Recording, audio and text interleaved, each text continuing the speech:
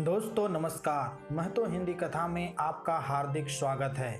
अगर अभी तक आपने हमारे चैनल को सब्सक्राइब नहीं किया तो प्लीज़ सब्सक्राइब कर दें। आज की कहानी है कर्मफल। एक चित्रकार था। वह बहुत जीवन चित्र बनाता था। वह जिस मंदिर में दर्शन करने जाता था वहाँ पर उसे किसी ने श्री कृष्ण और कंस का चित्र बनाने के लिए कहा। उसने कहा, पहले मैं श्री कृष्ण का चित्र बनाऊंगा, फिर कंस का चित्र बनाऊंगा।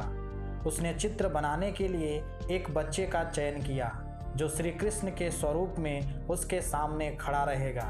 उसने कमाल का चित्र बनाया, मानो अभी बोल पड़ेगा। फिर बारी आई कंस का चित्र बनाने की। चित्र बनाने के लिए कई लोगों को उसके सामने खड़ा किया गया, लेकिन उसे कोई भी कंस के व्यक्तित्व के हिसाब से ठीक नहीं लगा। कुछ दिन बाद चित्रकार की नौकरी विदेश में लग गई और वह बाहर चला गया और वह चित्र अधूरा रह गया। बहुत सालों बाद वह फिर मंदिर में आया। उसने उस चित्र के बारे में मंदिर प्रबंधन से पूछा। उन्होंने कहा कि अभी भी स्टोर रूम में आधी बनी हुई पेंटिंग पड़ी हुई है। अब आप वापस आए हैं तो उस पेंटिंग को पूरा कर दीजिए। समस्या फिर वही थी, कंस के रूप में किसे सामने खड़ा किया जाए। संयोगवश उस समय एक जेलर मंदिर में माथा टेकने आया हुआ था। उसने आधी बनी हुई पेंटिंग को देखी तो मंत्रमुग्ध हो गया। उसे जब आधी बनी पेंटिंग का कारण पता चला तो उसने चित्रकार से कहा, आप मेरे साथ जेल में चलिए, शायद वहां आपको कंस के व्यक्तित्व के हिसाब से कोई व्यक्ति जच जाए। चित्रकार को कैदियों में से एक व्यक्ति उस पेंटिंग के हिसाब से ठीक लगा। उससे पूछा गया, क्या तुम कंस के जैसे कपड़े पहनकर इस चित्रकार की पेंटिंग बनाने में मदद कर सकते हैं? उसने हाँ कर दी। अगले दिन चित्रकार ने पेंटिंग बनानी शुरू की और क्या कमाल का चित्र बनाया। हर कोई देखकर वाह वाह कर रहा था।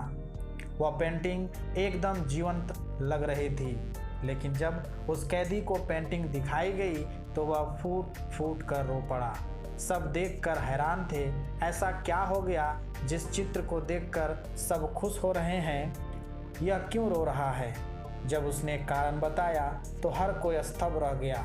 उसने बताया कि जब कुछ साल पहले यह चित्र बनाया गया था, उस समय श्री कृष्ण के रूप में जिस 11-12 साल के बच्चे को खड़ा किया गया था, वह बच्चा मैं ही था।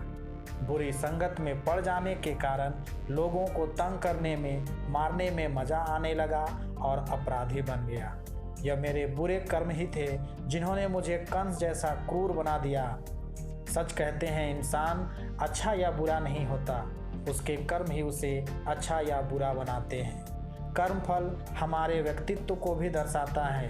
कर्मफल एक ऐसी फसल है जो बोओगे वही पाओगे, इसलिए कर्म सोच समझ कर करें। धन्यवाद।